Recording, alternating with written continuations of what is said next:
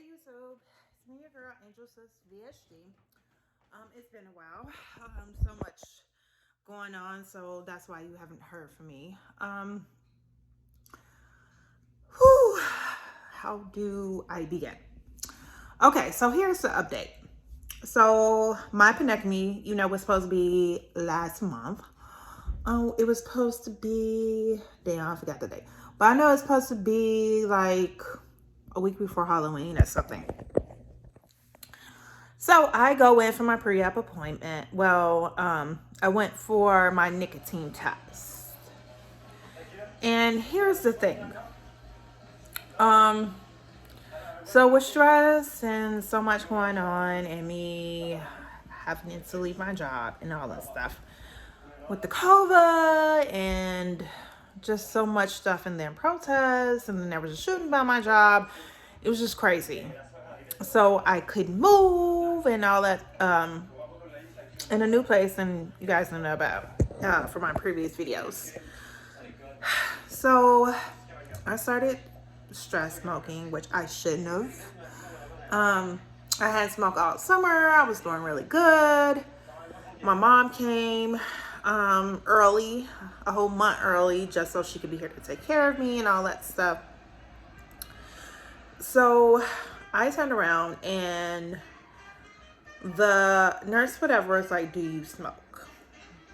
And I should have just been like, no. And then that should have been my wake up call to just leave the fucking cigarettes alone. But then again, I thought to myself, if they find nicotine there and there's some type of complications or something, what if something happened? So I didn't want to lie. So what I said was, I'm a previous smoker. And she was like, okay, so we have to still do a nicotine test. My blood pressure was a little high. So my surgeon canceled my surgery. And she said November she was going to be booked up. And then right after November, she was going on a maternity leave. And so my surgery was pushed back to fucking April. Fine by me. I was rushing, trying to lose weight. My mom came. We did cook a lot of dinner, but she had snacks in the house. And she was like, well, I'm not on this diet and all that stuff. She was supposed to be eating healthy with me, so she really didn't play her role of eating healthy. She was buying snacks and stuff. So she didn't help me, and the weight did go down. It went down to, so I'm starting at 224, and then I got down to like 215. But that was from just not really eating and stress. And then plus I started taking phentermine, so that helped too a lot with appetite, suppressing my appetite since I was eating snacks and stuff. So I was trying to stop, which wasn't a good idea. But I did tell them about the phentermine. It was like, okay, today has to be your last day of taking it. So there was no problem with that. But I can't say per se that the phentermine didn't have something to do with my high blood pressure, because when I was on phentermine, actually my blood pressure went up, and it was sort of up a little from stress and stuff. So I don't have high blood pressure, but when I'm really stressed out, my blood pressure does go up. So it was up a little high, but with that phentermine, my blood pressure just went to the roof at some points. And it did its job. I lost 20 pounds, 30 pounds. It did its thing. But it's just not a healthy solution. So, here's the thing. Phentermine is damn near out anyway. But I put it to the side. But mostly I've been losing weight because, at first it went back up after I realized that my surgery was going to be canceled back to that 224. But now I've sort of been eating like, granola bars, chicken. I've sort of been cooking. And I haven't been eating as much. So it's like when I am really hungry, then I eat something. So my weight has just been going down slowly. But it is sitting at, I am sitting at 213. So I'm real happy about that. I'm just not eating as much as usually and snacking. So that's pretty much for me. I think breakfast, something for lunch, something for dinner. And I think that's all somebody like me really needs. I really don't need to snack. And if I just have to have a snack, it could just be peanuts or something. I don't necessarily have to have a whole doggone meal, which is something that I do. So it's like my body's like, okay, you're not eating like 5 meals a day. Okay, so it's been going down. So I've been feeling really good. And actually, my butt is sort of like, looks like it's lifting up a little. So it's crazy. I'm feeling good about the weight going down slow instead of, just dropping repeatedly. So I feel pretty good. So I'm gonna take it slow. My goal is to get to the 199, and then we're gonna work my way back to my 170 after I had weight loss surgery. So if you've been watching my channel, you know I had weight loss surgery January 9th, 2017. I was sitting at my highest 255 day of surgery. I dropped a few pounds, so I was 247. The lowest weight with surgery, I got down to 170. And then I did like keto for a month. I had gained a few pounds. I think I went back to, I was like sitting at 180 or something. And then I started ketoing, and then I got down to 168. So I was feeling pretty good at that 168, but it was a keto and it didn't last.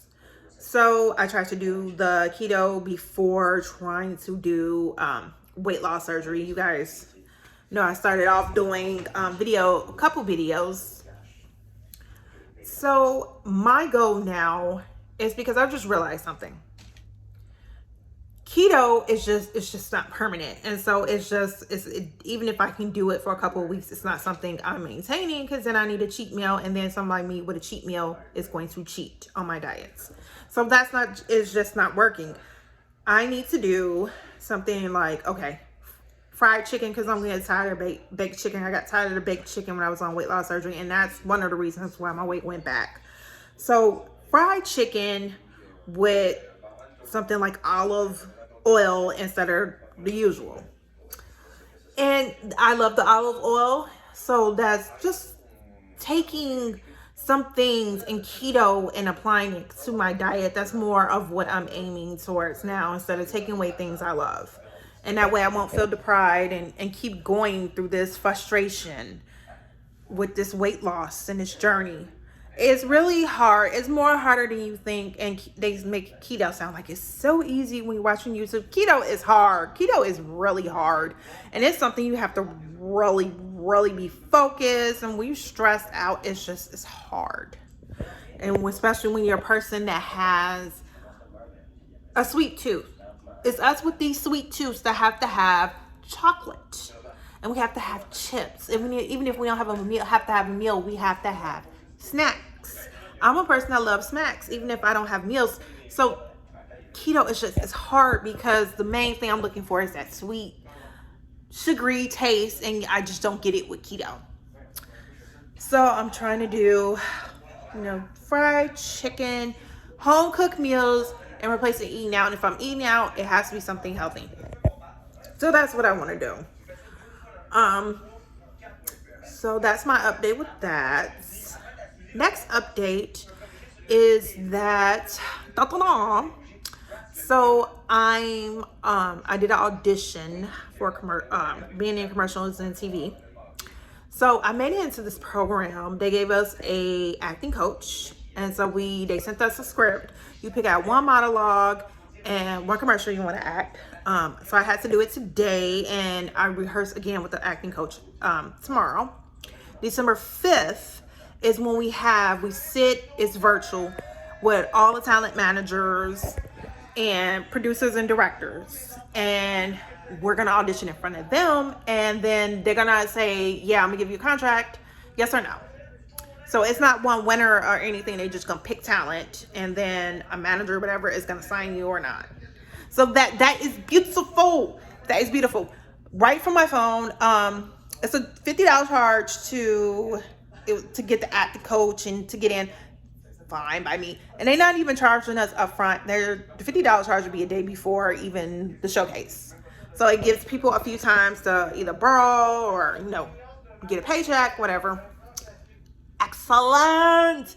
I can't wait. And the guy coaching us is also an actor and a director. So it was really the experience. And it was me and I think 4 or 5 other people. And crazy enough, he asked us, what is our interest in TV? Mine is horror. I love horror. And I was telling him about that and all that stuff. And he was like, and everybody else is 4 other people, damn near everybody there said the same thing I said, that they want to get in horror. It was really a good experience. We were, cheering each other on and talking, just excellent. So I know good things are coming. It's just, I want to put this out there because I want you guys not to do the same thing that I'm sitting here doing. So, I have my associate's degree in media. And so this semester, I actually, I ended up withdrawing from the university. I was going to the local university here in Nebraska for my bachelor's in media. But they changed the degree to journalism and creative media. The classes really sucked. And because of COVID, the entire degree is online. And it's okay, I can deal with half and half on campus, half being online. I just can't sit here with an entire degree online. Especially with not those type of classes, because quite a few of them are journalism. There's nothing wrong with journalism. I had journalism classes and media production, but journalism classes are really boring and they can be a lot of work, even in classroom, especially online.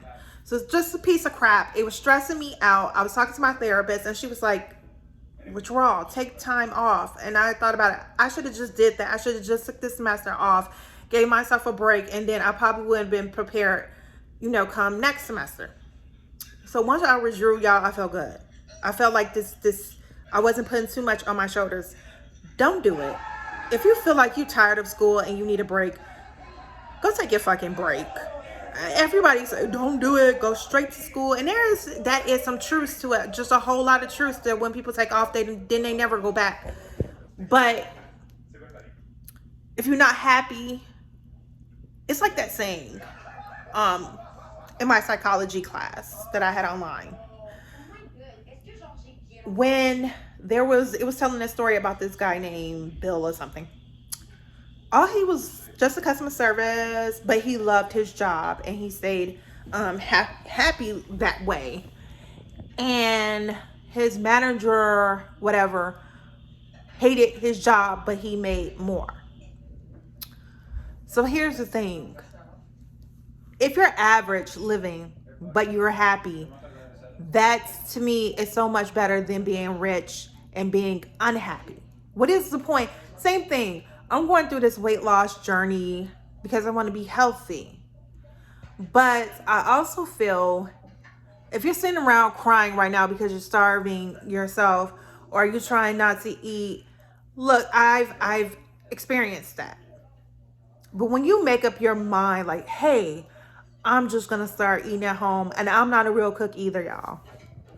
So start off with something basic. And then even if you have to have something out, pick something like, a deli sandwich or something. Take it slow. Transition into something that you can permanently keep, because these keto diets, these things, they make you look good and then you feel like a piece of shit when you can't keep it up, and then you put the 20, 30 pounds back on, and it's like your whole life just fall apart. You done went shopping with money you didn't really have to buy brand new clothes, and now you can't fit in them. And I experienced that. I had size 8s and 9s. I still have it in my closet, hundreds of dollars of clothes that I bought after I had weight loss surgery, and now I can't fit them. So don't do it. Take your time. When you realize that you want to just do something, you can do it. Okay, it is your body. You control your body. You're the boss. Okay, the food don't control you. You are in control. You need to look at yourself and say, hey, what's more important? Me sitting here stuffing my face with a bunch of stuff that's not healthy, or me not depriving myself, eating more healthy, lose weight, and maybe do some exercises, especially if you like me, you got sweet tooth, and you're trying to do substitutes and stuff.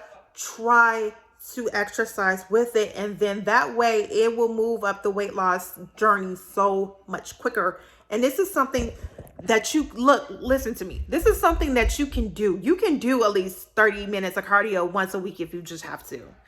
Don't beat yourself up because you couldn't do it every single day, only you did it once and then came back a few weeks later.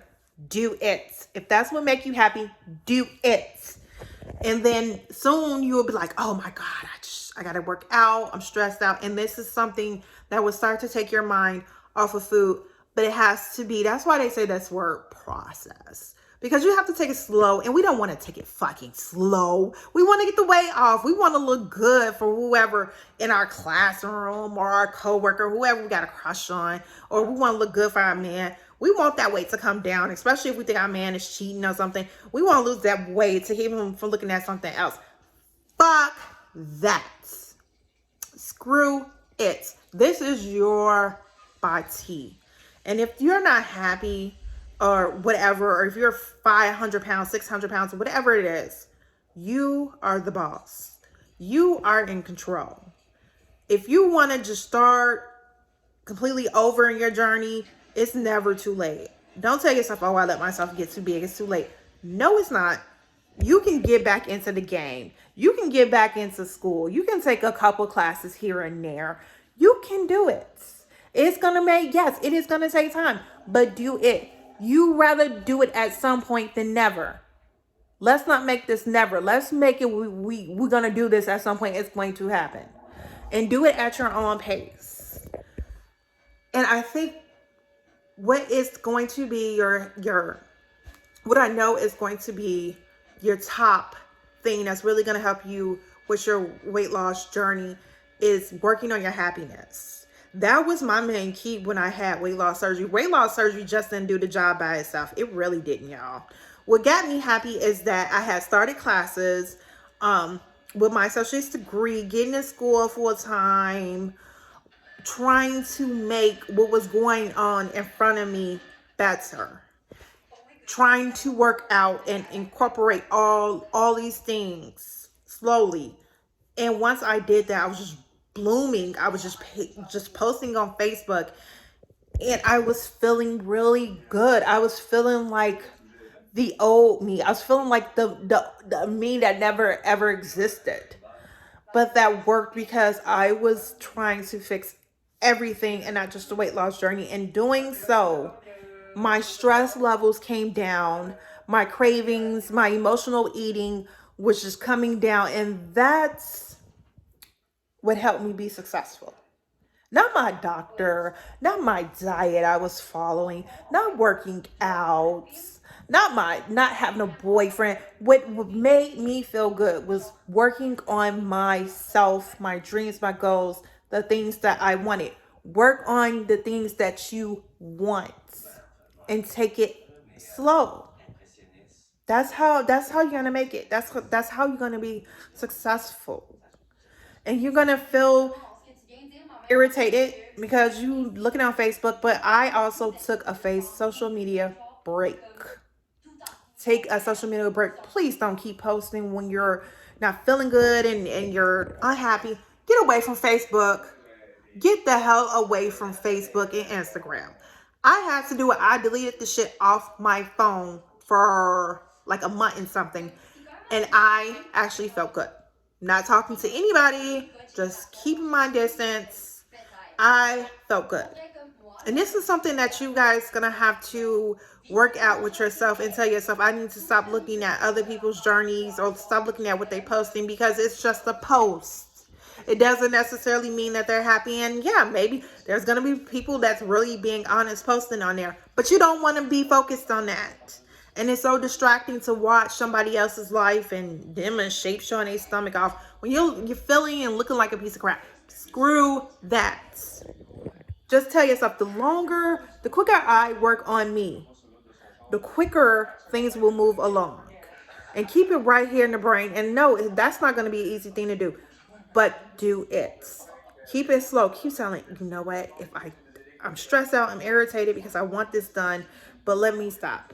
Let me get on it. Let me take an hour or two. Let me take even 15 minutes on this and come back to it. And when you look up, you didn't been and did either had your stuff completed or you're in the process of it, and it's gonna happen. But it's gonna take time. And if you feeling like I go through this myself, where you feeling like, oh, you're lonely, you're lonesome, you have to have somebody, y'all, that is such a disease to feel that way, because all that happens is stress. It puts stress on your body. It puts stress on your hormones. Your hormones are ringing. Screw that.